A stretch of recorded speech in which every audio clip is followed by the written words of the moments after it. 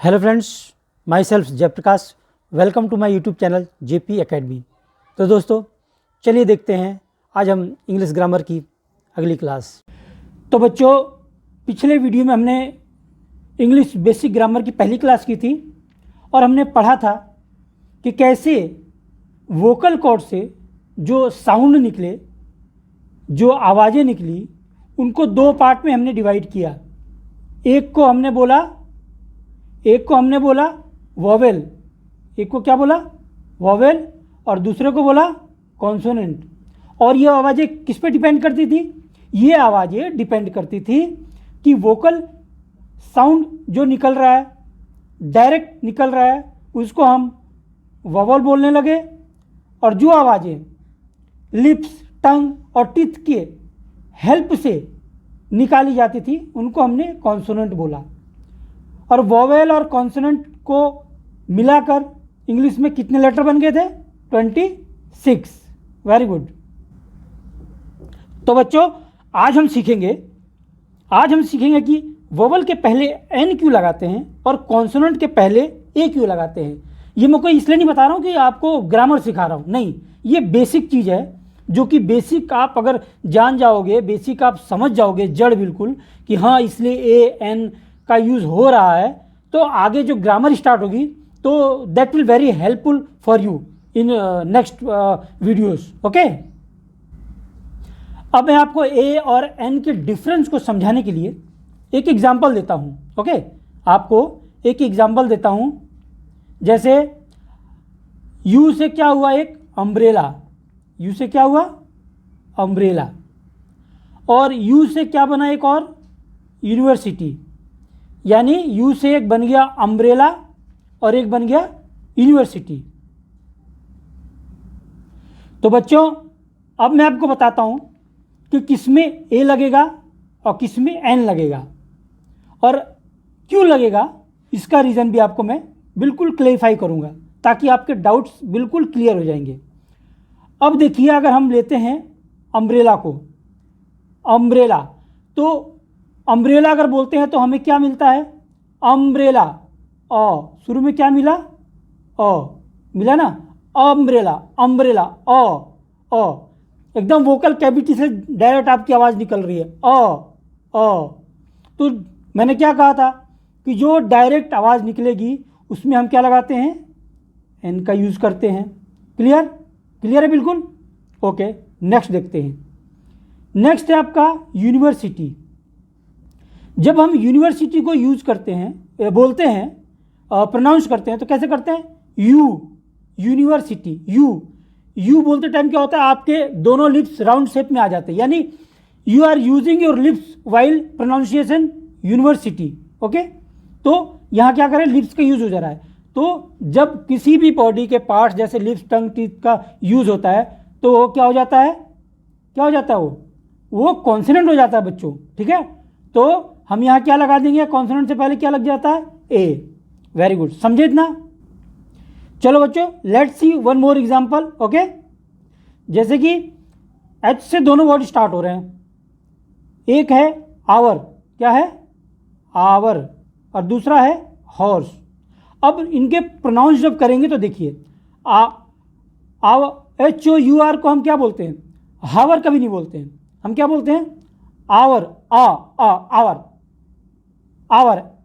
तो our word आ रहा है, आप बोलो, डायरेक्ट वोकल कैविटी से आवाज आ रही है, आवर। तो यहां क्या लग जाएगा बच्चों? हम यूज करेंगे एन। अब नीचे आ जाइए, दूसरे में हॉर्स। हॉ जब बोलते हैं हॉर्स बोलते हैं तो आपके फिर लिप्स राउंड शेप ले रहे हैं, यानी उसमें लिप्स का यूज हो रहा है। तो इसमें क्या लग जाएगा? इसमें लग जाएगा ए। यानी बच्चों कहने का मेरा मतलब ये है कि आप साउंड कैसा निकालते हैं, कैसे उसको प्रोनाउंस करते हैं, उसके हिसाब से आप ए और एन का यूज़ करेंगे। अगर आप प्रोनाउंस कर रहे हैं उस टाइम वो आवाज़ केवल आपके वोकल कैविटी से, वोकल कॉर्ड से डायरेक्ट आ रही है without using of teeth, tongue and your lips, then this will be vowel. Okay, और वोवल कितने होते हैं? 5 होते हैं। वोवल कितने होते हैं? 5 होते हैं। और अगर आप जो आवाज़ निकाल रहे हैं वो टंग, टीथ या लिप्स के यूज़ करके वो आवाज़ निकलती है, वो प्रोनाउंसिएशन होता है, तो वो क्या बन जाएगा? वो क्या बन जाएगा? वो कॉन्सोनेंट बन जाएगा।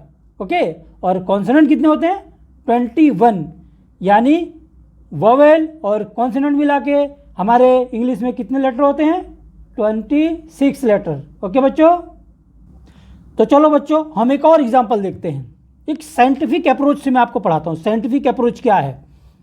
देखिए, जैसे कि ये एग्जांपल है, दिस इज एन एस, और सेम एग्जांपल इधर भी है, दिस इज ए एस। अब आप बताइए इसमें से करेक्ट कौन सा है?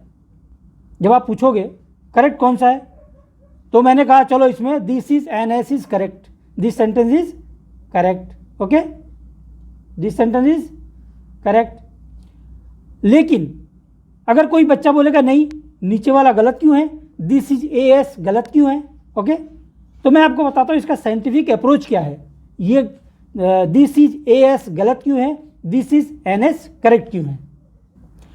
देखो, जो आप तो ये सोच रहे हो कि दोनों वर्ड सेम है, एस इधर भी है, एस इधर भी है, तो हम किसी में एन सही क्यों हो जाता है, ए गलत क्यों हो जाता है, ये आपके दिमाग में आएगा। ओके, तो इसकी आपकी साइंटिफिक अप्रोच में बताता हूँ क्या होता है। आपने एक कहानी सुनी होगी कि बुकों में कि जब मिलिट्री ट्रूप्स किसी ब्रिज से जाती है तो उनको मार्चिंग करना अलाउ नहीं होता है, मतलब कदम ताल करना अलाउ नहीं होता है। बच्चों जानते हो क्यों? उसका ये रीज़न ये है कि जब वो कदम ताल करते हैं तो एक साउंड प्रोड्यूस होता है। एक साथ अगर एक ट्रूप कदम ताल करेगा, लेफ्ट राइट करेगा, तो एक साउंड प्रोड्यूस होगा, एक फ्रीक्वेंसी प्रोड्यूस होगी, और एक साथ अगर इतनी फ्रीक्वेंसी प्रोड्यूस होती है तो ब्रिज के टूटने का डर होता है। करेक्ट? तो इसके लिए जब भी कोई ट्रूप्स अगर किसी ब्रिज के थ्रू पार होता है तो उसको मार्चिंग, कदम ताल करना मना होता है। एकदम शांति से उनको बोलते हैं कि आराम से धीरे धीरे निकल जाओ बस। ओके, ये कहानी मैंने आपको क्यों बताई, उसके बताने के पीछे रीज़न ये है कि यहाँ सेम फॉर्मूला काम करता है। यहाँ देखिए, यहाँ पर ए है और ये वर्ड ए से स्टार्ट हो रहा है, यानी ए और ए की फ्रीक्वेंसी बिल्कुल सेम है। और एक चीज़ आप एकदम गांठ बांध लीजिए, अपने दिमाग में बिठा लीजिए कि जब भी दो वर्ड्स की फ्रीक्वेंसी एक रहेगी, सेम रहेंगे, तो ये हमेशा गलत हो जाएगा। यानी कि यहाँ ए और अगर वर्ड ए आ रहा है साथ में तो वो सेंटेंस गलत हो जाएगा। पहले वाले में क्या हो रहा है? पहले वाले में दिस इज एन, यानी ए आ रहा है, उसके बाद ये आपका क्या आ गया? कॉन्सोनेंट आ गया, यानी एक वोवेल के बाद कॉन्सोनेंट आ गया और उसके बाद फिर वोवेल आ गया, तो ये सेंटेंस आपका करेक्ट है। इस सेंटेंस में क्या हुआ था? आपका वोवेल के साथ अगेन वोवेल आ गया था, यानी फ्रीक्वेंसी दोनों की सेम हो गई थी, यानी ये सेंटेंस इसीलिए गलत हुआ था। ओके, तो इसमें करेक्ट सेंटेंस कौन सा है? This is an S. Okay बच्चों, तो मेरा कहने का मतलब यह है बच्चों कि अगर किसी वोवेल साउंड के बाद अगेन वोवेल साउंड आ जाता है तो सेंटेंस गलत हो जाएगा। वो सेंटेंस क्या हो जाएगा? बिल्कुल इनकरेक्ट हो जाएगा बच्चों। ठीक है, तो क्या होना क्या चाहिए? वोवेल फिर कॉन्सोनेंट फिर वोवेल, या कॉन्सोनेंट वोवेल या कॉन्सोनेंट, इस तरह का आता है तो वो सेंटेंस करेक्ट होगा। इसमें वही नियम लागू होता है। ओके, इसको आप एक फॉर्मूला भी मान सकते हो। तो बच्चों, अभी तक हमने क्या पढ़ा? हमने अभी तक क्या पढ़ा कि पहले एक साउंड प्रोड्यूस किया गया, उसके बाद बच्चे लेटर इंग्लिश में आए। अब क्या हुआ? लेटर के बाद क्या होता है कि लेटर का जैसे एक बच्चा थोड़ा बड़ा होता है, पहले बच्चा क्या बोलता है? छोटा बच्चा क्या बोलेगा? प प प, ये उसने एक लेटर की आवाज़ निकाली। कुछ दिन बाद क्या होता है? उसके मम्मी पापा उसको क्या बोलते हैं? उसके सामने बोलेंगे प पा पा, बोलो पापा, मम्मी, मतलब वो सिखाते हैं कि ऐसे वर्ड को जोड़ो, कंबाइन करो। तो वही चीज़ की गई लेटर्स के साथ, जो वर्ड्स लेटर्स को कंबाइन किया गया, लेटर्स को क्या किया? एक साथ कंबाइन करके हमने क्या बनाया? वर्ड बनाया। ओके, क्या बनाया? वर्ड बनाया। यानी कि हम कह सकते हैं कि group of letters that give some meaning is called word. Okay, group of letters that gives some meaning is called word. यानी कि कुछ लेटर्स को मिला के अगर कोई वर्ड बनता है, उसका एक मीनिंग बनता है, उसको हम क्या बोलते हैं, वर्ड बने. तो ऐसे शब्द बनने लगे. ओके, अब आगे क्या हुआ बच्चों, शब्दों को इकट्ठा करके क्या बनाया गया, सेंटेंस बनाया गया. शब्दों को इकट्ठा करके सेंटेंस, यानी group of words that gives some meaning is called sentence. उसको क्या बोला गया, सेंटेंस. यानी कुछ शब्द को एक साथ जोड़कर ऐसा बनाया गया कि उससे कुछ अर्थ निकले, मीनिंग निकले, उसको हमने क्या बोला, सेंटेंस. ओके, तो इस तरह हमारे सेंटेंस बने, उसके बाद पैराग्राफ बने, उसके बाद बुकें लिखी गई, रामायण महाभारत दुनिया की कहानियां लिख दी गई. ओके, तो इस तरह साउंड, लेटर, वर्ड और फिर सेंटेंस बने. अब बच्चों सेंटेंस तो बन गए, क्या हुआ, सेंटेंस तो बन गया, लेकिन ग्रामर कहाँ गया, ग्रामर कहाँ गया, यहाँ यहीं पर से शुरू होता है हमारा ग्रामर. यहाँ से होता है हमारा ग्रामर. ग्रामर में अब हम आपको बताएंगे कि ग्रामर का यूज कैसे होने लगा. तो बच्चों देखो, अपनी बात को बताने के लिए हम प्रेजेंट टेंस में बोल रहे हैं, पास्ट टेंस की बात कर रहे हैं, या आने वाले कल फ्यूचर टेंस की बात कर रहे हैं. इन सब बातों को बताने के लिए, अलग अलग डिवाइड करने के लिए कि हम क्या कहना चाहते हैं, अपनी बात को प्रॉपर वे में प्रेजेंट करने के लिए कि हम क्या कहना चाहते हैं, पिछले दिनों की बात कर रहे हैं, इस समय की बात कर रहे हैं, कि आने वाले समय के बारे में बता रहे हैं. उन सब चीज़ों को बताने के लिए, कहने के लिए हमें किसकी ज़रूरत पड़ी, हमें टेंस की ज़रूरत पड़ी. किसकी बच्चों, टेंस की. और जब टेंस की ज़रूरत पड़ी, उसके बाद क्या हुआ, अब हमारी बातों को, हमारे सेंटेंस को प्रॉपर वे में बनाने के लिए क्या जरूरत पड़ा, हमें एक स्ट्रक्चर की ज़रूरत पड़ी. जैसे अपनी बॉडी है तो बॉडी में अगर जो हड्डियां हैं, पैर से लेके और सर तक की हड्डियां, हाथ की हड्डियां हैं, इन हड्डियों को निकाल दिया जाए तो बॉडी क्या होगा, गिर के जीरो हो जाएगा.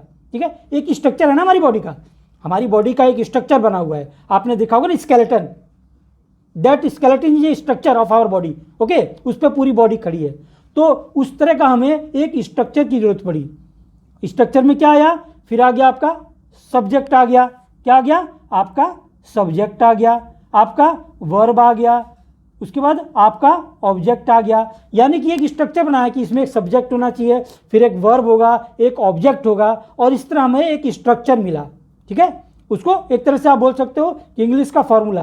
तो बच्चों एक चीज़ याद रखो, ये टेंस और ये स्ट्रक्चर, इसी दो पे आपका पूरा इंग्लिश का ग्रामर बना हुआ है.